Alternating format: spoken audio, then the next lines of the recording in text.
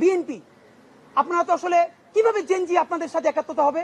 দেখলাম দুদু উনি তো ফ্যাসিবাদ বিরোধী আন্দোলনের নেতা, তিনি বললেন বিএনপির যত কর্মী আছে প্রস্রাব কইরা দিলে নাকি সব ভাইসে যাবে এই অন্য অন্য।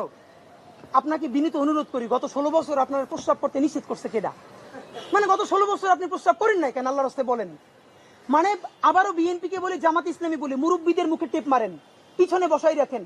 এই আন্দোলনে যত শহীদ হয়েছে, যত যোদ্ধা, তাদের গ্রুপ, এইজ গ্রুপ 21 থেকে 35, বিএনপি জামাত ইসলামী সকলে আপনারা তরুণদেরকে সামনে আনেন।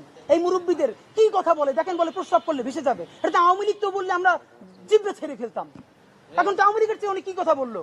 তা আপনার একটা কথা বলি, এত প্রস্রাব যখন পেটে নিয়ে 16 বছর রয়েছেন, 28 অক্টোবর 2023 পল্টনের সামনে গ্রেনেড মারতে পারে নাই, তার আগে বুড়া নেতৃবৃন্দ মুহুর্মুহু কইরে পালাইলেন।